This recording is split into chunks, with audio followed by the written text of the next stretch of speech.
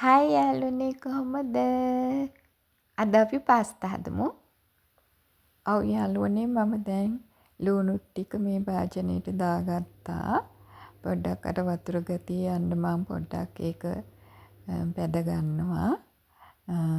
දැන් මම මේකට තෙල් එකතු කරගන්නවා. වතුර ගතිය දැන් නැහැ.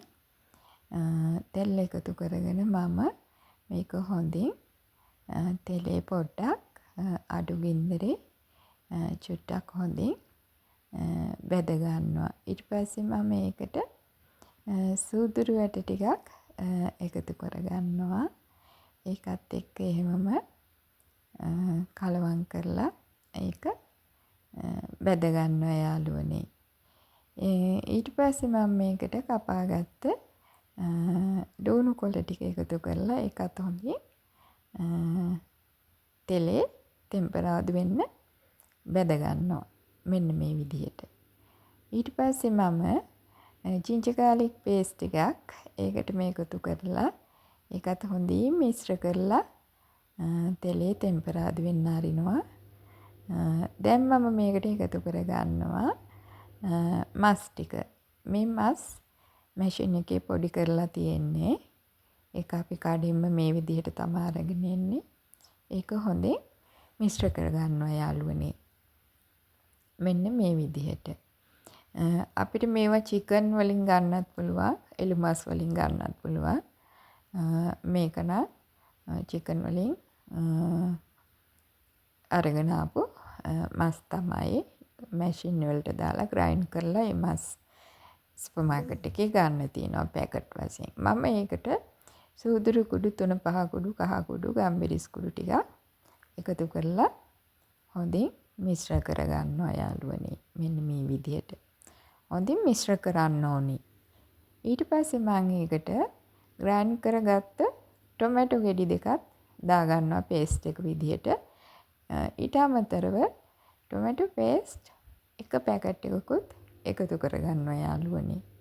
ඔයගොල්ලන්ට ටොමැටෝ පේස්ට් හොයාගන්න අමාරු නම් ටොමැටෝ ගෙඩි ටිකක් 3-4ක් වගේ අරගෙන හොඳට බ්ලෙන්ඩර් එකේ පේස්ට් වෙන්න ග්‍රයින්ඩ් කරලා ඒ විදිහට ගන්න. ඒකත් හොඳින් මිශ්‍ර කරගන්නවා මේ වගේ. මෙන්න මේ විදිහට. ලුණු ටිකකුත් එකතු කරලා හොඳින් ආපහු සැරයක් මිශ්‍ර කරගන්නවා මෙන්න මේ විදිහට. මේ බලන්නකො. මෙන්න මේ වගේ. අපි දැන් මේකට තැම්බෙන්න මොන නිසා වතුර ස්වල්පයක් එකතු කරගන්නවා. හොඳට මතක තියාගන්න අපි රස්නෙන් තමයි වතුර එකතු කරගන්නේ. සීතල වතුර නෙමෙයි. මද රස්නේ වතුර එකතු කරලා මේ විදිහට හොඳට කලවම් කරලා ඒක පොඩ්ඩක් හොඳින් ඉදෙන්න අරිනවා. ඊට පස්සේ අපි මේකට කපාගත්ත තම්බලා කපාගත්ත අල කෑලි ටික මෙන්න මේ විදිහට එකතු කරලා හොඳින් මිශ්‍ර කරගන්නවා යාළුවනේ. හොඳින්. ඒක තැම්බිලා තියෙන නිසා ගොඩක් වෙලා තම්බ ගන්න අවශ්‍ය නැහැ, උයා ගන්න අවශ්‍ය වෙන්නේ නැහැ. මේ වගේ හොඳින් මිශ්‍ර කරලා මේ බලන්න මෙන්න මේ වගේ අපි ඒක පැත්තකින් තියාගන්නවා. ඊට පස්සේ අපි පාස්තා පැකට් දෙකක් ගන්නවා. ඔයගොල්ලන්ට අවශ්‍ය ප්‍රමාණයට ගන්න පාස්තා අවශ්‍ය ප්‍රමාණයට මස් ගන්න. මේ විදිහට මම පැකට් දෙකක් ගත්තා. ඉතින් යාළුවනේ ලුණු ටිකක් දාලා ඒකට කැමති නම් තෙල් ටිකකුත් දාන්න පුළුවන්. දාලා මේ විදිහට හොඳින් තම්ම ගන්න ඕන. ඉතින් යාළුවනේ මේක හොඳට තම්ම ගන්න ඕන විනාඩි 20ක් 25ක් විතර වගේ. සමහර විට ඊට වැඩි වෙන්නත් පුළුවන්. ඔයාලා ඒක තැම්බිලාද කියලා සැරෙන් සැරේ හොඳින් අතට අරගෙන බලන්න. හොඳින් තැම්බුණාට පස්සේ බෙරි වෙන්නම තම්බන්නත් එපා. හොඳින් තැම්බුණාට පස්සේ අපි ඒක වතුර පෙරලා වෙනම පැත්තකින් තියාගන්නවා. කැමති නම් ඇල් වතුරෙන් සෝදලා ගන්නත් පුළුවන්. ඇලෙන ගතිය වගේ තියෙනවා නම් අර පාස්තා කේක විදිහේව තියෙන නිසා. ඊට පස්සේ අපි වෙනම භාජනයක් ලිපේ තියලා ඒකට බටර් ටිකක් දාලා ඒක හොඳින් උණු වෙන්න අරිනවා. මෙන්න මේ විදිහට. මේ බලන්න යාළුවනේ. මෙන්න මේ වගේ. බටර් මේස හැඳි 3ක් විතර වගේ දාලා ඔයගොල්ලන් කිරි ගන්න ප්‍රමාණයට තමයි ඒක ගන්න ඕන. ඊට පස්සේ බටර් දියවෙනකොට ඒකට පාන් පිටි මේස හැඳි 4ක් විතර හොඳින් අරගෙන මෙන්න මේ වගේ බටර් එකේ කැට හිටින්න නැති වෙන්න හොඳට ඒක මිශ්‍ර කරගන්න ඕන. අඩු ගින්දරේ. ගින්දර නම් වැඩි කරගන්න එපා යාළුවනේ. ඊට පස්සේ අපි ඒකට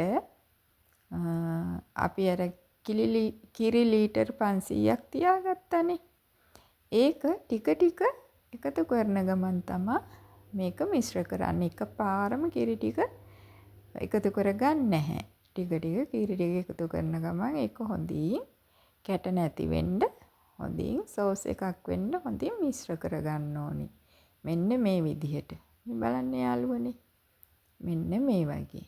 එතකොට ඕක උක්කු සෝස් එකක් විදිහට තමයි අපි හදාගන්නේ. සැරෙන් සැරේ කිරි ටික මෙන්න මේ විදිහට දදා හොඳින් ඒක මද ගින්නේ උයා ගන්න ඕන. අපිට පුළුවන් මේකට එකතු කරන්න කිරි ටික සියල්ලම මෙන්න මේ විදිහට එකතු කරලා හොඳින් මිශ්‍ර කරගන්න. අපිට පුළුවන් මේකට එකතු කරන්න ගම්මිරිස් කුඩු ස්වල්පයක් එකතු කරලා ලුණු ටිකක් එකතු කරලා මේකට අපිට පුළුවන් සුදු ලුණු කුඩු ටිකක් එකතු කරන්න. මෙහෙනම් සුදු ලුණු තියනවා යාළුවනේ ලංකාවේ හොයාගන්න අමාරු නා. අපිට පුළුවන් මේකට සුදු ලුණු පේස්ට් එක පොඩ්ඩක් එකතු කරන්න. හරි ගොඩක් නෙමෙයි තේ හැන්දක් විතර වගේ නිකන් අර රසය එන්න. ඊට පස්සේ යාළුවනේ මේක හොඳින් උකු සෝස් එකක් විදිහට තමයි මේක ක්‍රීම් එකක් වගේ මෙන්න මේ වගේ මේ බලන්නකෝ මෙන්න මේ විදිහට මේක හොඳින් මේ විදිහට පුයාගෙන ඒකත් අපි පැත්තකින් තියාගන්න ඕනේ. අර පාස්තා එකට මිශ්‍ර කරගන්න ඕනේ. ඔක්කොම නෙමේ ස්වල්පයක් මෙන්න මේ විදිහට පාස්තා එකත් එක්ක මිශ්‍ර කරගන්න ඕනේ. මෙන්න මේ වගේ පාස්තා වලට යාළුවනේ අපිට මැකරෝනි කියලා කියන්නත් පුළුවන්.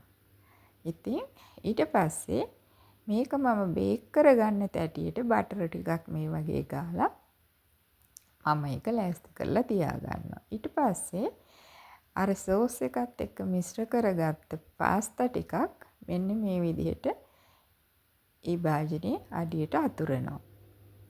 ඊට පස්සේ මම මේකට උඩින් අර අලයි මස් මිශ්‍රණයයි ඒකෙන් ටිකක් එකතු කරනවා. මේ වගේ අර සෝස් ටිකකුත් දානවා මෙන්න මේ විදිහට. අපි අර සෝස් ඔක්කොම මිශ්‍ර කරගත්තේ නෑනේ පාස්තා එකත් එක්ක. ඒ සෝස් ටිකක් මේ විදිහට මෙහෙම උඩින් මෙහෙම දාලා ඊට පස්සේ අපි අර මස් මිශ්‍රණය මෙන්න මේ විදිහට භාජනයේ පුරාම ලස්සනට අතුර ගන්නවා. මේ බලන්න යාළුවනේ. හරිම සුවඳයි ඒ වගේම හරිම රසයි. ඔයගොල්ලන් දැවිල්ලට කන්න ආස නම් ගම්මිරිස් වැඩිපුර දාලා මිරිස් කෑලි හරි මිරිස් කොඩු ටිකක් හරි එකතු කරන්න පුළුවන්. ඒක උයා ගන්න වෙලාවට. ඉතින් මෙන්න මේ වගේ. පුංචි අය නම් ආසාවෙන් කයි මේක සැරාඩුවෙන් හදලා දුන්නොත්. මෙන්න මේ විදිහට මේ මිශ්‍රණය සෙහිරම අපි එක උඩින් මේ විදිහට අතුර ගන්නවා. ඊට පස්සේ අපි ආයෙත් අර පාස්තා ටිකක් මේ විදිහට උඩින් දා ගන්නවා මේ මිශ්‍රණයට උඩින්. එතකොට දැන් තුන්වෙනි ලේයර් එක ඉස්සෙල්ලාම පාස්තා දැම්මා. ඊට පස්සේ අපි සෝස් දැම්මා. ඊට පස්සේ මස් ටික දැම්මා. ඊට පස්සේ පාස්තා දාලා ආයෙ උඩින් අර සෝස් ටික මෙන්න මේ විදිහට අපි සෝස් ටිකක් වැඩිපුර හදාගත්තේ අපි යාළුවනේ ඒකයි. මෙන්න මේ විදිහට උඩින් දාලා සම්පූර්ණයෙන්ම මේ භාජනයේ පුරාවටම අපි අර පාස්තා ටික වැහෙන්න දාලා උඩින් අපි මොසරෙල්ලා චීස් උඩින් මේ විදිහට එහා ගන්නවා. මොසරෙල්ලා චීස් කියන්නේ යාළුවනේ නිකන් තීරු කපපු චීස් පැකට් එනවා. ඒවා අපි සුපර් මාකට් වලින් ගෙනල්ලා තියන් ඉන්නවා ලේසියට. නැත්තම් චීස් අපිට ග්‍රේට් කරලා ගන්නත් පුළුවන්. ඔයගොල්ලන්ට එහෙම හොයාගන්න නැත්නම් හැපි කව් චීස් කපලා පුංචි කෑලි වලට උඩින් අතුර ගන්න පුළුවන්. ඊට පස්සේ අපි මේක මෙන්න මේ විදිහට oven එකට දාගන්නවා. සෙන්ටිග්‍රේඩ් 180ට විනාඩි 15ක් 20ක් විතර බේක් කරගන්නවා. ඒක අපි නිතර බලන්න ඕන උඩ කළු වෙන්න දෙන්නේ නැතුව මෙන්න මේ වගේ කලර් එකක් තමයි අපි දාගන්න ඕනේ. කළු වුණොත් ඒක කැතයි. ඉතින් යාළුවනේ මේක හරිම රසයි මේ බලන්න. පුංචි අයත් ආසාවෙන් කයි. ඒ වගේම ගුණයි මොකද මස් තියෙනවා. ඒ වගේම මැකරෝනි පාස්තා තියෙනවා. ඒක නිසා හරිම ගුණවත් ඒ වගේම හරිම රසවත්. ඔයගොල්ලොත් හදලා බලලා රස බලන්න මට කමෙන්ට් එකක් දාන්න. ඉතින් යාළුවනේ අදට මගේ වීඩියෝ එක ඉවරයි. ආයෙත් දවසක අපි වීඩියෝ එකකින් හම්බෙමු. ඔයාලට ගොඩාක් ආදරෙයි. ජෙස්පීටයි පුතු සරණයි. බයි බයි.